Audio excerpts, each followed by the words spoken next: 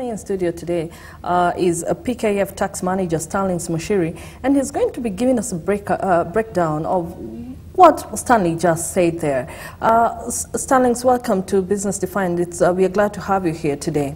Thank you, Doreen. All right. Now, the Kenya Bankers Association, I know they've asked for a sort of an extension to the deadline as to when that 10% excess duty on all financial services should be landed on them, but it's no doubt that it's going to take effect.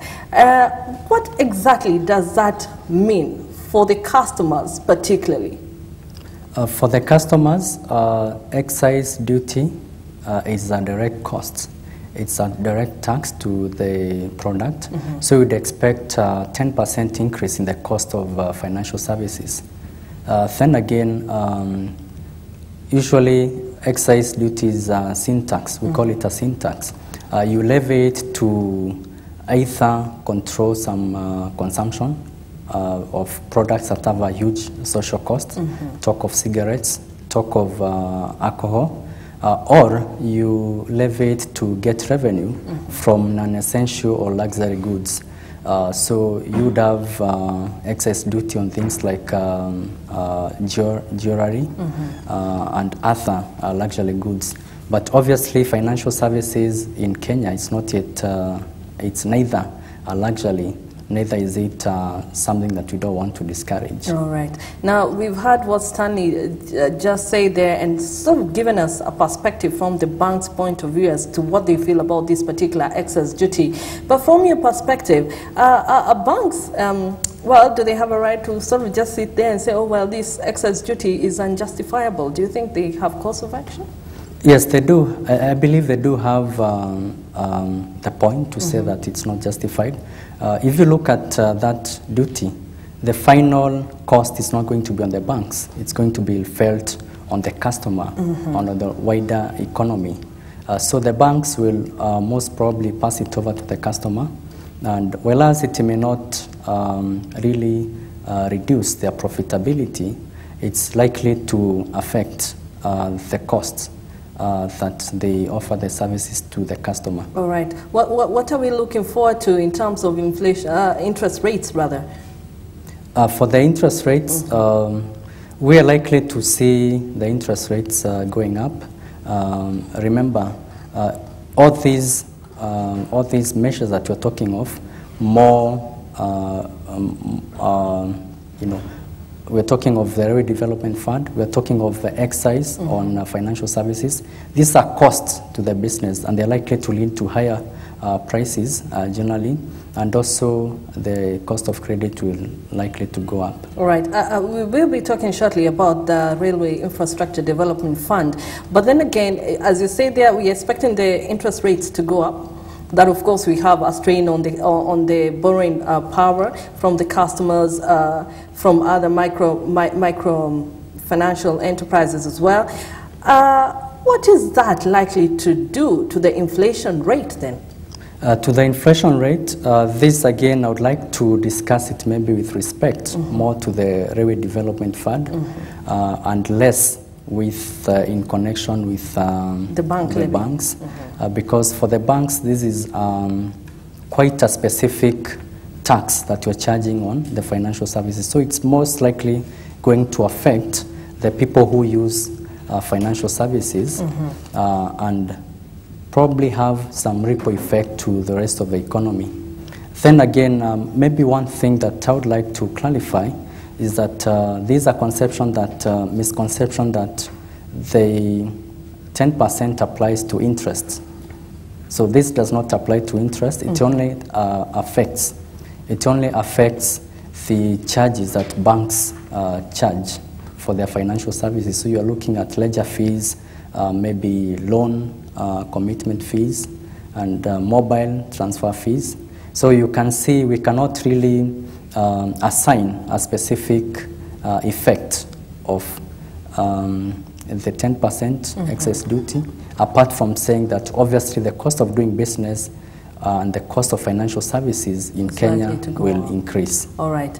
I don't know whether there is a good side that comes with it, Starling, the 1.5% levy on railway infrastructure development. Is there a good side that comes with it? Because what we've been talking about is just the negative. What good aspect does it bring with it? The railway development levy, I would call it a bitter pill. It is a very bitter pill for the Kenyan economy for now. But just like the doctor prescribes some cure when you have a problem, later on we're likely to see the benefits. For instance, we know that railway is much cheaper to operate. It's the cost of the cost of moving goods by railway is much cheaper.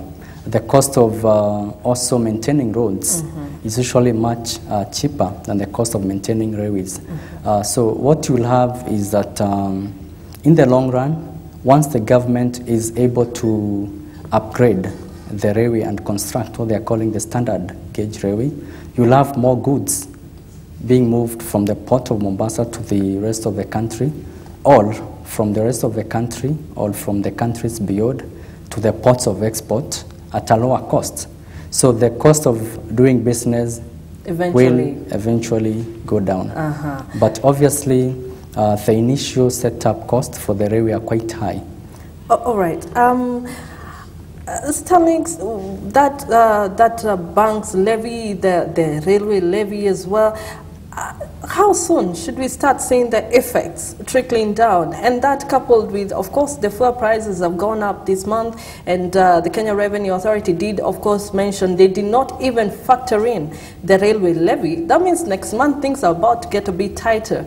So how soon till we start seeing the prices go up? For the railway development levy and also for the financial services excise duty, you expect an immediate impact. An immediate impact? Immediate impact, because what is happening is that, like for Kenya, we import roughly about 1.5 trillion in merchandise into the country. Out of that, 25% is fuel and crude oil. Then about 12% is food products. So we are importing a lot of fuel, a lot of maize, a lot of wheat, a lot of rice. So this levy is being charged by KRA immediately.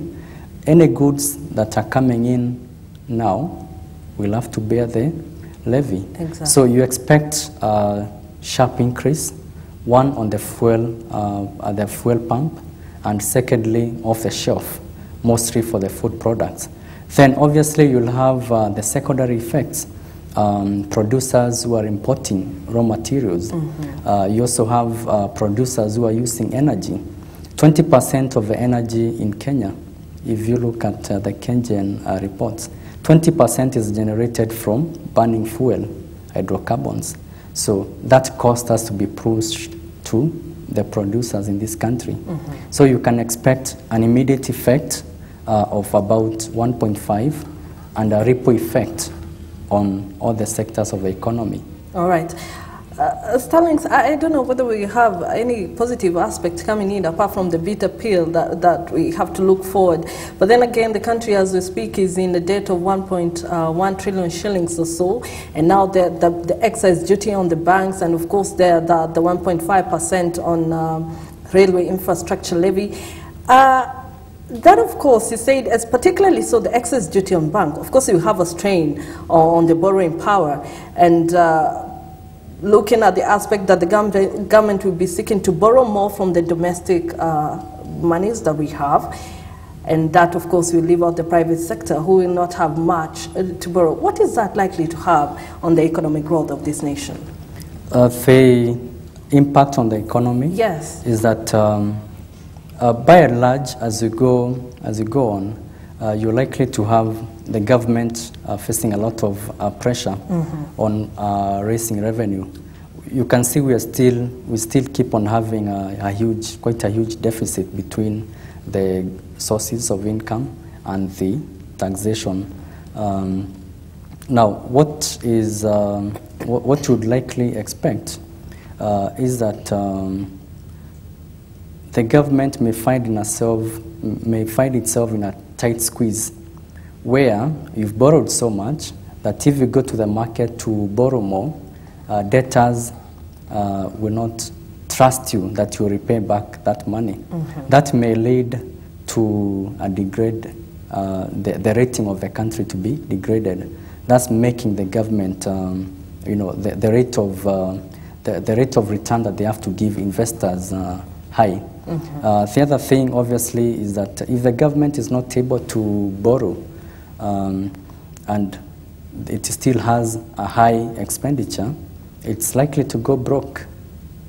We've seen it like in some countries, Eurozone, yes. Greece.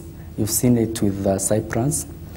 Then yesterday, the same happened with the city of Detroit, where the city is not able to pay its financial obligations. But we're going to keep our fingers crossed, Starlings, that we don't get there. And I know my director tells me we're almost running short of time. But then again, Starlings, from PKF's prediction, are we able then to maintain the government domestic product growth as well as the inflation rate at a single digit, looking at what we see in the debt, the excess duties, the levies? Are we able to keep the economy at single digits? Yes, at this point, we can only hope that the central bank and the national treasury will do their part to make sure that the economy is given the requisite stimulus and the requisite controls are put in place so that the inflation rate and the interest rates do not go too high.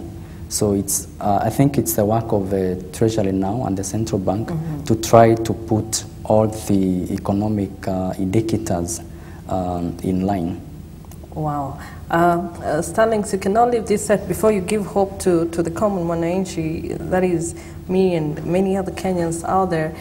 Are things that bad? Are we looking at very tough times ahead? I hope it's yes. not. I would say that we need to expect that obviously the prices of commodities and the cost of doing business is going to be quite high. It's going to increase, but then again we have to hope that the government will do its part to control all the economic indicators. But there are also some specific there's also some specific concerns that touch on other specific sectors and industries, which we may not touch here.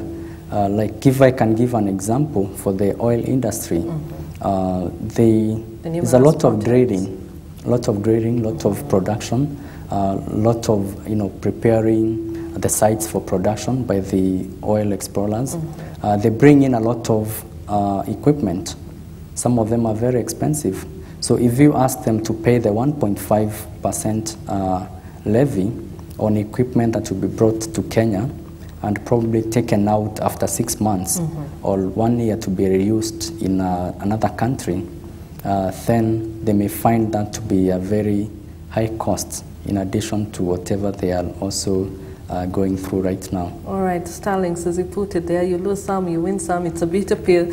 Probably eventually it will be good for the economy of this nation. And of course, Kenyans will get to benefit from it. Starlings Muchiri, PKF Tax Manager, thank you so much for coming through to Business Defined.